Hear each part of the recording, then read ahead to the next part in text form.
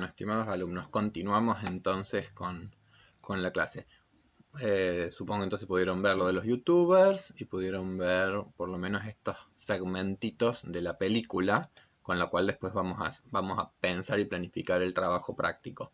Yo creo que es una película preciosa porque justamente nos muestra eh, el valor de lo narrativo a la hora de poder justamente empezar a constituir una historia y una identidad personal. La verdad que la docente, en esas escenas uno queda un poco choqueado de que justamente ella en realidad veía alumnos y uno cuando ve alumnos simplemente no tiene un conocimiento de la historia atravesada por cada uno de ellos. Bueno, el ser una docente como tan comprometida con la labor que hace en el contexto que lo hace, eh, ahí uno empieza a descubrir de qué se trata una identidad en un contexto tan complejo y con historias y con vicisitudes tan singulares que son las que van haciendo que efectivamente cada uno de nosotros entonces tenga trayectorias cada vez más singulares. Yo creo que esas como capas también nos hablan de esas como diferencias. Es decir, cómo la identidad termina siendo como algo que nos define a nosotros muy particularísimamente. Es decir, es como un grado de subjetividad y un grado de individualidad y de individuación muy grande. Entonces, rasgos de personalidad, bueno, todos tenemos nuestros rasgos de personalidad, de repente podemos ser parecidos, si sos bastante introvertido, sos parecido a muchísima gente que es muy introvertida, o si sos muy afable, tenés un parentesco con todas esas personas que tienen ese mismo rasgo de personalidad, pero eso no quiere decir tener la misma identidad. Podremos compartir rasgos de personalidad, pero seguramente nuestras trayectorias ya se han empezado a distanciar de otros porque hemos tomado muchas metas y muchos valores distintos. Pero aún así vamos a encontrar que muchas personas toman las mismas metas que nosotros, los mismos valores que nosotros, las mismas ideologías, las mismas miradas de cosas. Lo que termina siendo cada vez más singular es justamente cómo nosotros las enhebramos en una narración singular y a esos eventos también singulares que nos han acontecido, y esos son los que ya terminan haciendo que nuestra historia ya también se distancie de ciertos guiones como sociales o ciertos guiones como más colectivos que también han guiado las vidas, pero de los cuales nosotros a su vez hemos ido teniendo experiencias singularísimas que también a nosotros nos hacen cada vez más individuo. No sé si voy a lograr encontrar, había un videito muy lindo de una serie que está en Netflix que se llama Mortified Guide y es un videito muy lindo que voy a ver si se los consigo, también se los voy a enviar, en donde una adolescente, en donde una mujer ya grande lee, y creo que la serie tiene mucho que ver con eso, es decir, se leen cosas escritas en la adolescencia. Entonces una mujer grande que ahora está recordando y está viendo cosas que ha escrito en un diario íntimo en la adolescencia. Y por supuesto que se produce un fenómeno muy humorístico porque uno también se desconoce en algunas cosas que ha dicho o ha pensado o ha creído. ¿Por qué? Porque también en esta parte de la perspectiva narrativa de la identidad es importante entender que si bien esto arranca en la adolescencia, es decir, si bien en la adolescencia uno comienza con esta cuestión de una identidad narrativa que relata, que construye, esto que se inicia en la adolescencia no quiere decir que finalice, sino que la identidad es justamente una dimensión psicológica que va a tener su transformación a lo largo de toda nuestra vida. Entonces, qué sé yo, ustedes cuando se reciban van a haber tenido una transformación en su identidad, porque van a cambiar también en estatus, van a cambiar en roles, van a cambiar en la definición que ustedes van a dar de ustedes mismos, hasta en los modos de presentarse cuando tengan que decir, bueno, yo soy el licenciado tanto, o yo soy el bibliotecólogo tanto, es decir, hasta en la definición que damos a los demás, que son los interlocutores de nuestras narraciones y los lectores de nuestras narraciones. Y piensen ustedes todos los fenómenos vitales significativos que en la vida uno va teniendo: matrimonios, separaciones, llegadas de hijos, cambios de laburo, pérdidas. Bueno, todas esas cuestiones evidentemente van a ir reconfigurando constantemente la historia personal y por lo tanto la identidad. ¿Qué hace el yo? En definitiva, es esa instancia que constantemente integra y organiza y sintetiza y busca darle coherencia, continuidad a la vida, aún cuando algunos eventos y algunas circunstancias son los profundamente disruptivos, los profundamente discordantes como para destruirnos en nuestros aspectos, incluso identitarios, y el yo, instancia psíquica que siempre igualmente va a estar tratando de hacer enormes esfuerzos para integrar todos esos eventos en un relato relativamente coherente, relativamente armónico e integrador de pasado, presente y futuro. Porque en nuestra identidad narrativa no solamente nosotros somos lo que decimos que somos en base a la historia vivida, sino que también estamos muy definidos en términos identitarios por las metas y por las cosas que queremos alcanzar, por los objetivos que tenemos en la vida. Eso también es parte de la narración de la historia de la vida. No solo son los capítulos pasados, si pensamos nuestra vida como si fuera un libro. No solamente son los capítulos ya pasados, sino los capítulos por venir. Eso es parte también de la identidad narrativa. Bueno, conceptualmente, ligado a la película que ustedes han visto de la Sociedad de los Poetas Muertos, porque yo creo que en el análisis en algún lado se menciona, pero acá voy a hacer énfasis porque me interesa hacer énfasis. Ustedes tienen en el texto de Juan del Val las ideas de un investigador que creo que es canadiense, que se llama James Marcia, que fue un estudioso de la adolescencia y fue un continuador de las ideas de Erikson, ¿sí? O sea, James Marcia continuó, como quien dice, explorando las ideas de Erikson. La idea central de Erikson es que la adolescencia tiene una crisis paradigmática, que es la crisis de la identidad versus la confusión.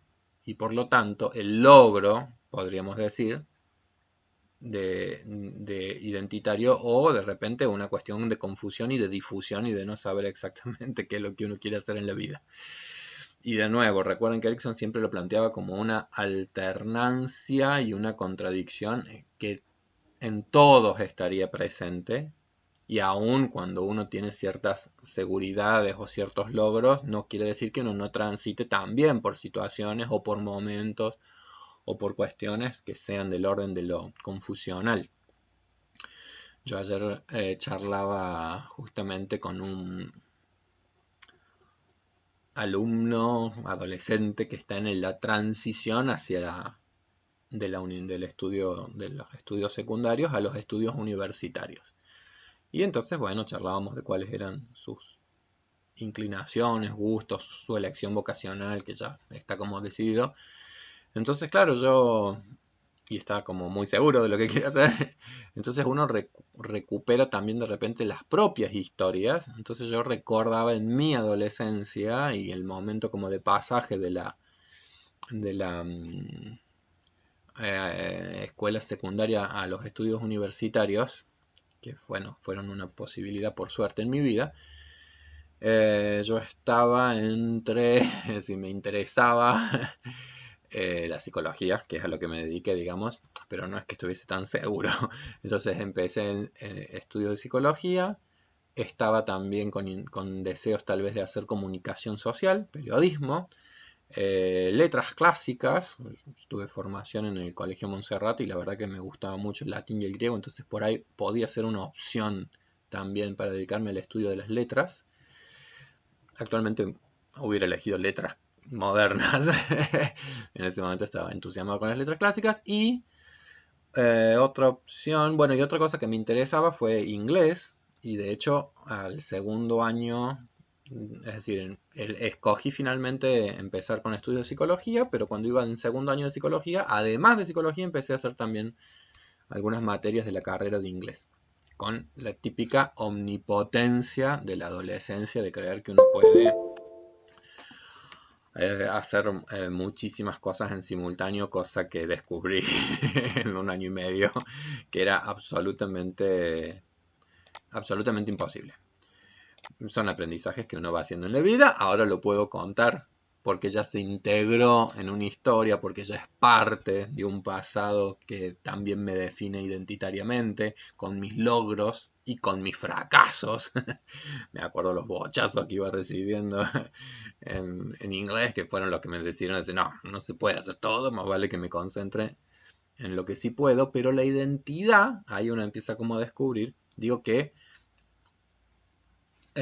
pasa por las vicisitudes de los dos elementos, es decir, pasa por vicisitudes de ciertas certezas, pero pasa también por cuestiones difusas y confusas que llevan a muchos accionares que son parte también de lo crítico de la etapa, ¿sí? Entonces, es difícil definirse si te gustan las letras, te gusta la comunicación, te gustan las relaciones humanas, la psicología. Si tenés tantos gustos y tantos intereses, uno empieza a confundirse y uno no está, al final no está tan seguro de qué es lo que, en definitiva, eso está indicando que uno no está tan seguro de qué es lo que le gusta en la vida o de hacia dónde encaminar o hacia qué meta apuntar. Y esas son situaciones que, por supuesto, hablan de la conexión con algunas emociones como es la ansiedad o cierta angustia. De todas formas, más vale estar confundido entre cuatro cosas que desees y anheles y te gusten a estar en una adolescencia en donde nada te interesa, motiva, gusta ni nada que se le parezca, que eso probablemente implique un grado de confusión aún mayor o de difusión mucho más intenso y de quizás otro tipo de, digamos, de cuestiones irresueltas también de la propia vida que están imposibilitando, bueno, ir asumiendo determinados compromisos o ir resolviendo determinados aspectos críticos. La perspectiva ericksoniana entonces es una perspectiva de entender la etapa como una crisis. Ustedes tienen un texto de François Dolto que es muy breve, pero es muy bonito, en donde hace la metáfora de la crisis de la adolescencia con unas langostas que hay en las costas marinas de Francia, en donde vieron que esos crustáceos en general suelen tener como caparazones muy rígidos, muy protectores, pero por dentro muchos de esos animales marinos son como unas babosas y unos cuerpos absolutamente frágiles. Entonces ella hace la metáfora de la adolescencia como una crisis en donde equivale a cuando esos organismos marinos por proceso de crecimiento llegan a un momento que ese caparazón que ha sido protector, ese caparazón que ha sido como reducto de seguridad, como reducto de custodia y que ha sido muy adaptativo en un determinado momento, es lo mismo que ahora se está transformando en algo que puede llegar a ser una restricción para el proceso de desarrollo. Entonces tiene que abandonar el organismo ese caparazón y tiene que empezar a segregar uno nuevo. Ella dice, la adolescencia es como justamente ese momento crítico de abandono de ciertas instancias seguras o de ciertas identificaciones con determinadas personas y de la misma familia, con la seguridad tal vez de las relaciones del núcleo familiar protector, los padres de la infancia que hablábamos la otra vez, y al mismo tiempo en ese movimiento de poder alejarse de algunas de estas cuestiones surge la oportunidad, surge la posibilidad, surge reservas y capacidades como para justamente enfrentar ese momento crítico y que haya emergencia y posibilidades entonces de síntesis novedosas, de reestructuraciones, de reparaciones tal vez incluso de daños históricos en esa vida, de reconfiguraciones, pero es entender que es una combinatoria de ambos, es decir, crisis es vulnerabilidad extrema y potencialidad grande, ¿sí? Son los dos elementos que están entrando como quien dice en juego.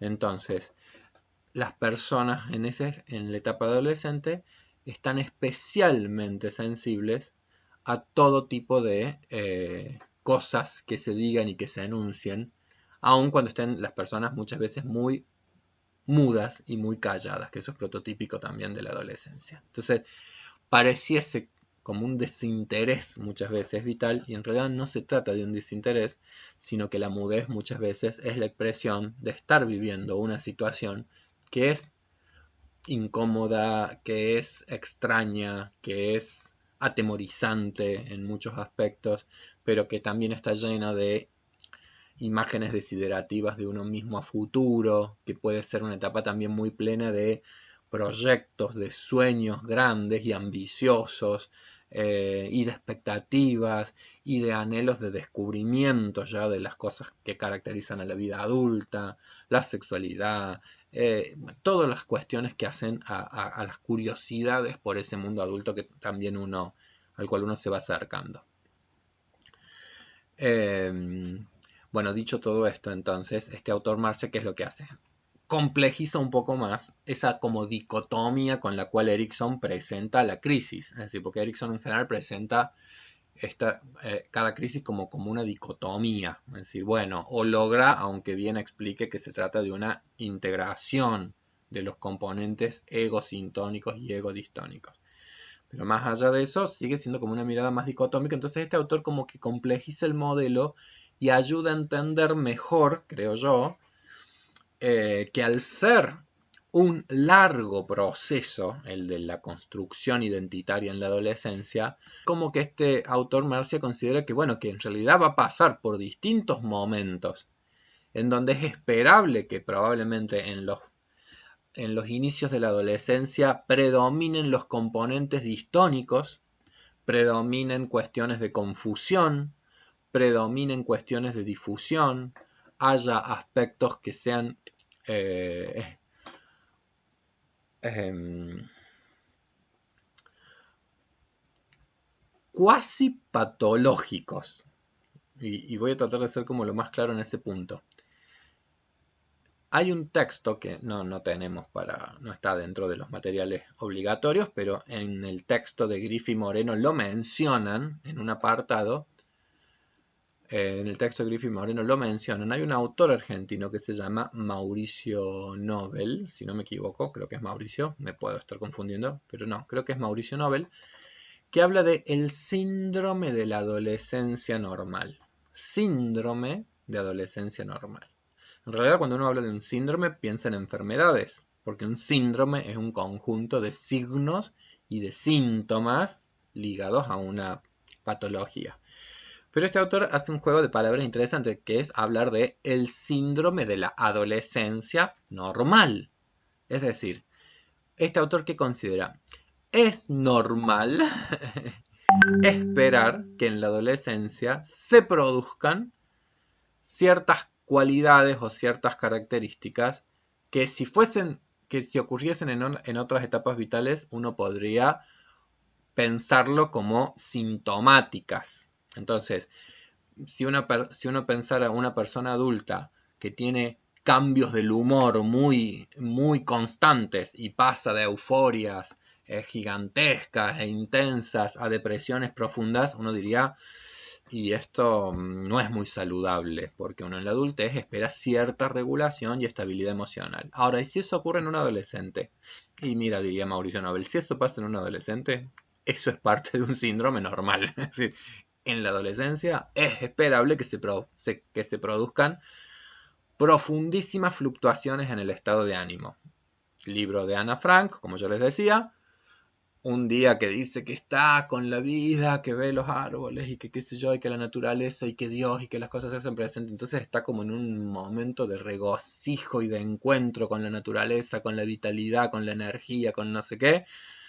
4 días después en una carta que está llorando a mares porque discutió con la madre y la hermana y la vida no tiene sentido y soñé con no sé quién y con un amor y dónde está y no sé cómo parar las lágrimas y está con un estado de ánimo depresivo brutal 3 días después.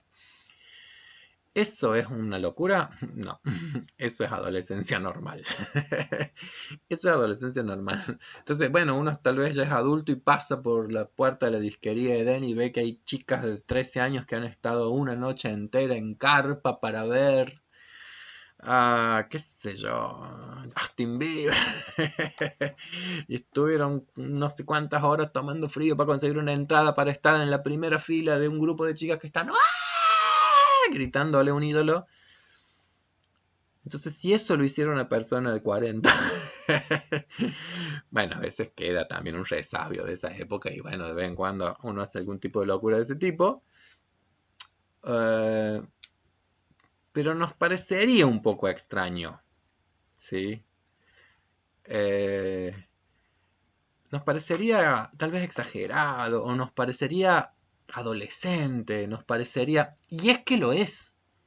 Y no es que sea una locura, pero por eso ahí es que uno empieza a ver esto que decimos que, bueno, que las sociedades tienden muchas veces a estigmatizar y a descalificar la etapa de la adolescencia, con expresiones del tipo, están en la edad del pavo, ¿cómo pueden estar toda la noche, no sé qué, para después?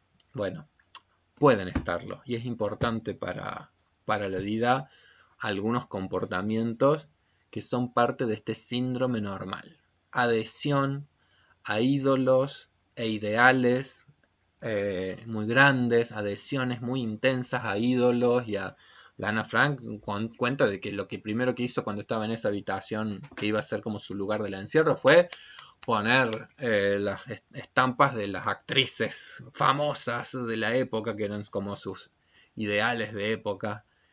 Y hay una adhesión muy grande, entonces a grupos musicales, a líderes musicales, hay construcciones ideológicas, hay crisis religiosas, hay fluctuaciones en el estado de ánimo, hay peleas intensas de repente o rebeldías con personas del mundo adulto, hay actitudes sociales reivindicatorias, hay toda una serie de elementos que Mauricio O'Donnell dice, hay fantasías muy intensas e intelectualizaciones muy intensas como modos de apropiarse y adaptarse a la realidad mmm, que, insisto, Mauricio Nobel diría, bueno, son todos partes de algo que es el síndrome normal.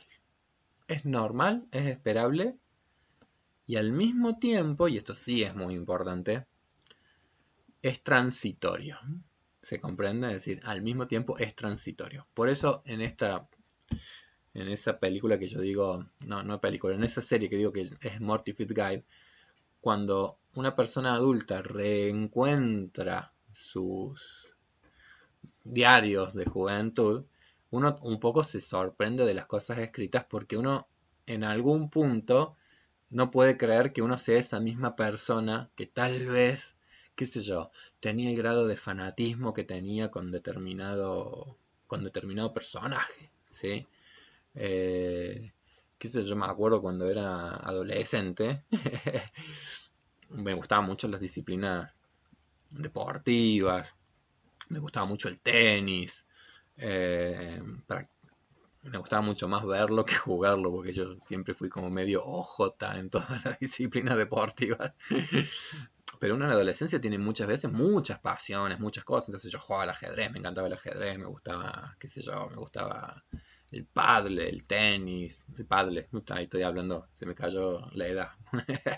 Eh, bueno, tenía esas inquietudes. Entonces, claro, en esa época que a mí me interesaban las disciplinas deportivas, la Gabriela Sabatini era como la estrella del tenis argentino, llegaba a finales, ganó medallas en olimpiadas mundiales, entonces era, y bueno, nada, yo tenía mi carpeta con todos los recortes de diario de cada uno de los torneos y qué sé yo, y era expresión de qué, y es expresión de cómo en la adolescencia uno mira con cierto deslumbre a personajes que empiezan a ser como guardianes de qué? De algún tipo de identidad a la cual uno quiere parecerse. ¿Se comprende? ¿En qué sentido? Yo no es que quería ser un gran tenista, pero tengo una orientación al logro, tengo una orientación a tratar de destacar en las actividades que me gustan, soy ajedrecista y en eso tengo una cosa muy competitiva como la Sabatini, qué sé decir. Hay cosas que esos ídolos que uno construye en la adolescencia y que necesita en la adolescencia, eh, que necesita, son como guías justamente para la identidad que uno va, como quien dice, construyendo. Uno después no va a ser ni por cerca alguien como lo que idealizó. E incluso esas personas que uno idealiza son perfectos extraños y desconocidos en términos muchísimos más integrales de lo que después uno va a descubrir lo que es la vida. Qué sé yo cómo le iba a la Gabriela Sabatini en otro montón de cuestiones más que en el tenis. Es decir, cómo le iba en los amores, cómo le iba en las relaciones familiares, si era feliz o era infeliz, si eso que hacía era un placer o era una tortura. Bueno, uno no tiene idea, pero uno como adolescente en los ídolos no está preocupado por esas cosas, sino que uno está necesitado psicológicamente de identificaciones con determinados aspectos por la tarea interna que uno está realizando. Bueno, ¿qué tiene que ver todo esto con la lectura? Bueno, vamos a ir viendo que la lectura tiene mucho que ver, las narrativas para con los adolescentes tienen mucho que ver con dar pistas, dar elementos, dar posibilidades identificatorias para que estos procesos puedan irse realizando. ¿Qué procesos? Esos procesos que tienen que ver con justamente pasar por una crisis, diría James Marcia, atravesar una crisis, porque lo que define a la condición humana y a la madurez psicológica no es que no existan crisis, sino la posibilidad justamente de tener recursos para transitarlas, sobrevivirlas y transformarse y reelaborarse a partir de las cuestiones críticas que inevitablemente jalonan la vida en el desarrollo esperable y que inevitablemente también acontecen, como esta pandemia, es decir, cuestiones críticas que nos acontecen aunque uno ni se las esperaba ni las soñaba y que son además a veces incontrolables. Entonces, por un lado, este autor James Marcia, ¿qué diría? Cuestiones de crisis, entonces, que son parte del proceso adolescente, que pueden o no elaborarse. Entonces, ahí ustedes en el cuadro van a ver que a veces dice sí, a veces se elaboran o no logran elaborarse. Y junto con el concepto de la crisis, Marcia lo que hace es añadir la idea, otro criterio, que es el que organiza su tipología, que es el del compromiso. Que el compromiso ya sería justamente como la adhesión a determinadas promesas que uno realiza. Un compromiso es básicamente, como su nombre lo indica, piensen ustedes en un vínculo, bueno, me comprometí con fulano de tal. ¿Y eso qué significa? Y bueno, que voy a tratar de construir una relación con ella, voy a mirar menos para otro lado, vamos a tratar de ser fieles. Es decir, un compromiso implica que vos a futuro, ahí está el pro, el pro entendido como etimológicamente hablando, pro quiere decir futuro, pro hace referencia al futuro, la promesa, entonces la fe está puesta en que algo va a ser, como quien dice, me voy a adherir a algo de aquí en más, como quien dice. Bueno, entonces la adolescencia implicaría también que se iría siendo como una transición justamente hacia esas promesas que uno empezarían como a identificarnos en términos de un proyecto de vida. ¿Qué quiero decir con eso? Y bueno, que cuando uno tiene que empezar a hacer elecciones, es bueno, psicología o inglés. No, psicología. Entonces empieza uno como a comprometerse con determinados proyectos.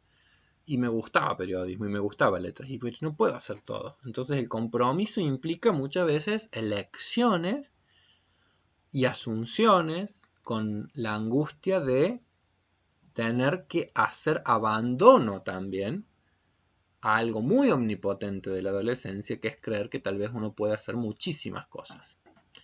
Y la identidad implica en algún punto ir descubriendo la individualidad y la necesaria restricción, la necesaria disminución de algunas opciones existentes. Es decir, el tenis a mí me encantaba. Pero no era ni siquiera una opción vital. Es decir, no me podía comprometer con una carrera deportiva. ¿Por qué? Porque no tenía ni la habilidad, ni los recursos, ni nada que se le parezca. O las letras clásicas. Me gustaban, pero también yo pensaba, ¿y cuáles serán después las posibilidades laborales? Y solamente se dedican después a la docencia y encima son cuestiones que a futuro una vez se van a disminuir cada vez más en los colegios o en las universidades. Son lenguas muertas y que van muriendo tal vez más. Bueno, uno tiene que tomar compromisos y los hace también en dirección a tratar de ser lo más estratégico posible. Yo cuando elegí psicología dije, bueno, no, locura va a haber siempre. Locura va a haber siempre. La condición humana se pregunta cada vez más cosas sobre sí misma. Estaba como convencido que era una carrera que tenía futuro. No me equivoco en términos de la cantidad de personas que la eligen y cada vez la eligen más personas. Lo complicado es que al haber tantas personas, Argentina es uno de los países con mayor cantidad de psicólogos por cantidad de habitantes. Después es complicado el mercado laboral cuando hay tantas personas en esa misma profesión. Bueno, hablando en serio, dos dimensiones que organizan entonces crisis y compromiso. Y en ese punto es cuando el autor entonces empieza a hacer como un interjuego. Es decir, la identidad está confusa justamente cuando ni hay una crisis elaborada. No sé quién soy, no sé qué quiero, no sé qué. No hay crisis elaborada y a su vez no hay ningún tipo de asunción de ningún tipo de compromiso que te meta, como quien dice, en el mundo adulto. Por supuesto que acá es donde estamos en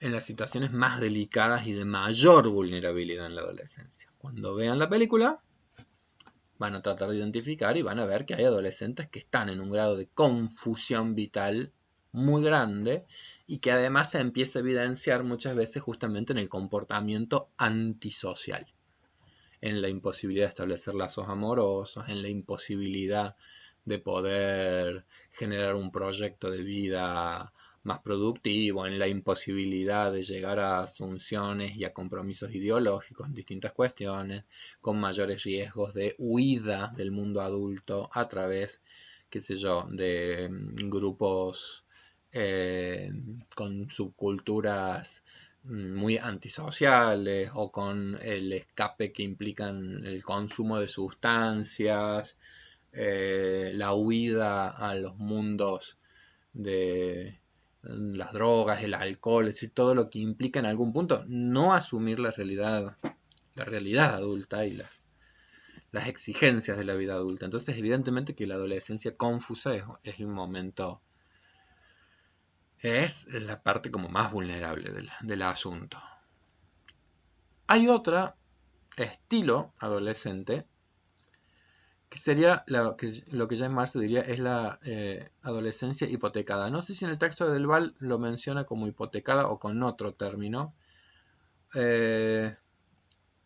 Una hipoteca, básicamente, es un término muy economicista, ¿no? Porque una hipoteca básicamente es cuando a tu casa tu casa es posesión del banco, básicamente. ¿Sí? Si uno ha pedido un préstamo hipotecario, entonces con ese dinero ha comprado una casa, pero uno tiene que ir abonando, como quien dice, al banco todas las cuotas, porque en realidad la hipoteca implica que la casa realmente es del banco. Uno está tratando como después de terminar como de apropiarse de ella. Bueno, la adolescencia hipotecada en algún punto hace referencia a una adolescencia en donde los jóvenes no hayan elaborado, no hayan atravesado, no hayan corrido los riesgos de exploración y las tareas críticas de la vida adolescente y sin embargo hayan asumido tempranamente compromisos adultos. Es decir, la adolescencia hipotecada es aquella en donde se produce como un fenómeno de mucha adaptación a que también podríamos decir sobreadaptación, a, a metas y a promesas prototípicamente adultas, pero que no han pasado por la criba ni de la crisis, ni de la reflexión interna, ni de la búsqueda más personal, ni de la agencia personal, sino que simplemente quizás sea algo más... a ver, yo un poco lo pienso como cuando Mandela, nada, se transforma y empieza a responder a todos los mandatos de la vida adulta de su pueblo Yoya, que se lo había exigido porque a partir del acto del ritual de pasaje se transformó en un adulto de su comunidad y bueno, empezó a comportarse como la sociedad dice que te tenés que comportar y punto. La crisis en Mandela va a venir cuando se pregunte el por qué está obligado a hacer como la sociedad dice y a responder a las reglas del apartheid que regulaban la vida. Ahí entra en crisis realmente la identidad de Mandela. Pero previamente la identidad se trataba de una hipoteca. Se comportaba como el mundo le decía que se tenía que comportar. Bueno, en los adolescentes puede haber algo de eso. Por poner un ejemplo simple, digo, en la película de la Sociedad de los Poetas Muertos, ustedes vieron que hay un personaje que hasta cortaba las hojas con, con una reglita. Y vos ahí veías ya de qué se trataba una adolescencia claramente hipotecada. Ese fulano ya parecía adulto. No cuestionaba, no tenía posibilidades de cuestionar ningún tipo de autoridad adulta. Le parecía extraña la liberalidad que le proponía el maestro de literatura, le parecía extraña porque se ve que evidentemente ya él respondía a un modelo en donde ha hecho lo que siempre les han dicho las figuras de autoridad. Entonces en algún punto ella ve un personaje que está claro que va a ir hipotecando, va a ser probablemente lo que, por ejemplo, sus padres indiquen que sea, o que estudie lo que sus padres indiquen que estudie, o que se comporte como la sociedad dice que hay que comportarse. Ese tipo de asunciones de compromisos tienen la restricción de que no han pasado por una cuestión de mayor desarrollo de la individualidad. Y son vidas que en algún punto pueden perder cierta fuerza que da ser uno el que se transforma en un sujeto con mayor volumen de voz propia y no solo un reproductor de voces de los guiones escritos por otros.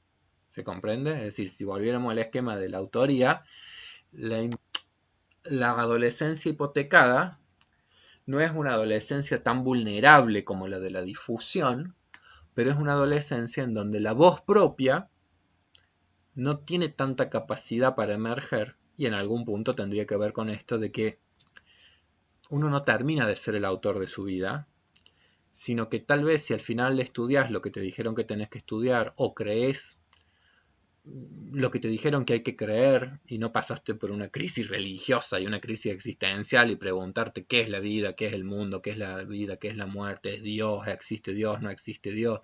Porque en la adolescencia uno ha creado,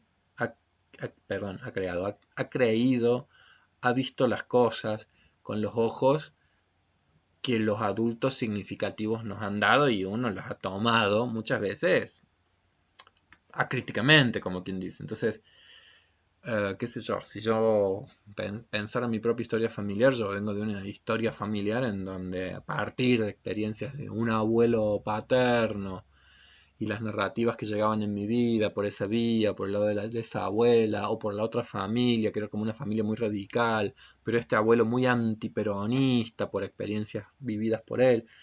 Entonces yo cuando era chico, cada vez que escuchaba cuestiones así políticas, claro, yo terminaba pensando, pero este Perón era un monstruo así, como de 25 cabezas, porque parece que mi abuelo era terriblemente antiperonista.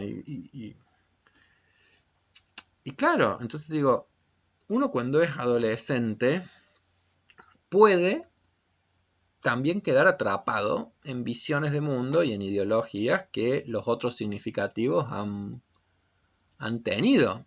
Yo, la verdad, es que me considero afortunado en ese sentido me considero que soy una persona bastante crítica, en el buen sentido de la palabra, hoy, en el buen sentido de poner en crisis las cosas, es decir, del preguntarse porque preguntarse muchas veces algunas cosas, a mí eso me gusta, es mi estilo. Entonces, qué sé yo, leer, buscar textos, buscar cosas del orden político que me interesaban, leer distintas opiniones y poder llegar a mi propia construcción ideológica y poder llegar a una propia visión de mundo que no descalifica a otras, sino que las comprende y que de repente también empieza a comprender qué distinto es haber, qué sé yo, para mi abuelo haber vivido determinadas experiencias que efectivamente nos ayudan también a entender esto que es la contradicción de todo momento histórico, la contradicción que siempre habita en todo momento histórico, la contradicción que implica también y que generan los liderazgos, los grandes liderazgos políticos, la lucha social que están en realidad también condensando. Entonces, a mí, por ejemplo, me enriqueció mucho charlar con un señor mayor que era alumno mío en un espacio educativo, entonces el peronista, así, ferviente.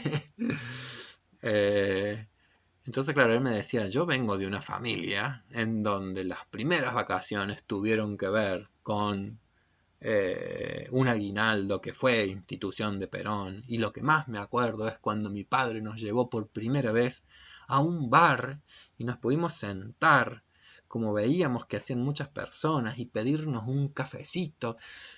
Y uno puede decir, hoy parecieran como estupideces, pero ahí es cuando uno va viendo de qué se trata la construcción de una identidad que se ha dado en un determinado momento histórico y que ha dejado huellas y que ha dejado imágenes y que ha dejado formas de ver y de entender el mundo que son singulares, que son constitución identitaria y que uno, ojalá en la adolescencia y a posteriori, pueda tener esa capacidad para comprender la diversidad humana, llegar fundamentalmente a síntesis propias, llegar a síntesis propias, a partir de charlas, a partir de estudios, a partir de experimentar, pero eso es un poco la elaboración de una crisis.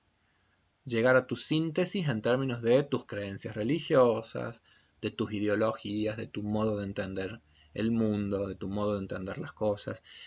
Por eso es que siempre nosotros decimos que la adolescencia es una etapa que tiene un potencial de transformación de la vida cultural muy grande, porque la adolescencia más potente es justamente la etapa en donde se produce una renovación también de las sociedades, a partir justamente de esa fuerza que viene de la mano, de tener que abandonar estructuras consolidadas y entre comillas como seguras, para empezar a meterse en el mundo adulto.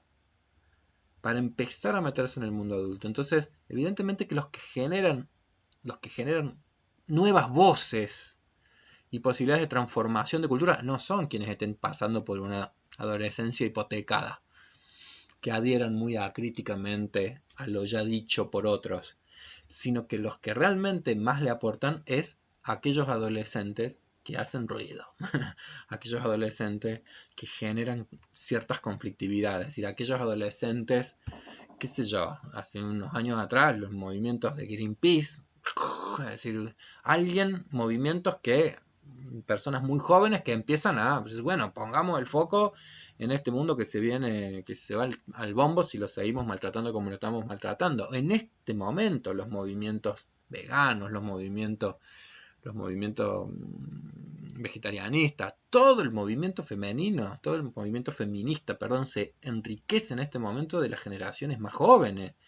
La diversidad, la tolerancia y la diversidad sexual, las luchas con respecto al tema de aborto, yo creo que dentro de un tiempo la eutanasia, es decir, bueno, cuestiones que son realmente motorizantes de cambios y transformaciones sociales, vienen de la mano de que justamente las generaciones más jóvenes van trayendo voces con fuerza para que puedan empezar a producir una cuestión como de quiebre con las generaciones previas. No todas las generaciones previas son tan conservadoras ni tan no sé qué cosas, pero inevitablemente también algo de eso hay. ¿Por qué? Porque con el paso del tiempo también hay cosas que se van a ir, como quien dice, consolidando identitariamente, ¿sí? Es decir, por dar un ejemplo, yo ya soy de una generación con más de 40 años, en donde no me cuesta, no me disgusta, no me molesta que hablen de chiques. No me genera ningún tipo de, de molestia en lo personal. Pero es muy probable que no sea la forma en que yo voy a poder enunciar las cosas. ¿Por qué? Porque ya hay algo de consolidación, qué sé yo, hasta en mi lenguaje, en mi modo de hablar, que difícilmente cambie tanto en el tiempo. Ahora, eso mismo de los chiques, en las personas que hoy tienen, piensen ustedes mucho de su abuelo o abuela, es decir, si las personas tienen más de 60, 70 años, dicen, ¿qué? Chique, no me vengan con esas cosas, qué sé yo, es decir, en algunos casos puede incluso hasta ser molestos para algunas personas. En algunos casos van a haber reacciones muy defensivas y acaloradas de cómo es que se debe hablar, cómo es lo correcto, cómo no sé qué, cómo no sé qué. Cada estructura, por supuesto, es distinta. Hay personas también mayores tremendamente flexibles, pero ahí es donde uno empieza a ver que efectivamente la adolescencia es momento en donde el conflicto intergeneracional va a estar más presente, va a estar presente. Porque ese es un poco el rol de los adolescentes. Poner en crisis el mundo adulto en el cual van a entrar. Y poner en crisis es muchas veces mostrar las miserias de ese mundo adulto, poner el dedo en la llaga, poner el foco en la cantidad enorme de estancamientos que ese mundo adulto tiene. Y si esas cosas se elaboran y a su vez después se generan movimientos de compromiso con esos, con algunas propuestas para tratar de hacer de este mundo algo mejor y algo más vivible, ahí ya estamos hablando de la salida más exitosa de la adolescencia. Es decir, haber podido elaborar una crisis, el poder llegar a un sentimiento de identidad personal y el poder adherir a modos de vida, a identidades, a adhesiones con determinadas ideologías, al seguimiento de determinados modelos comprometidos con la vida colectiva, y esa sería un poco la metáfora del logro. Voy a hacer un cortecito en este punto y voy a hacer un breve video final para ir cerrando estos temas.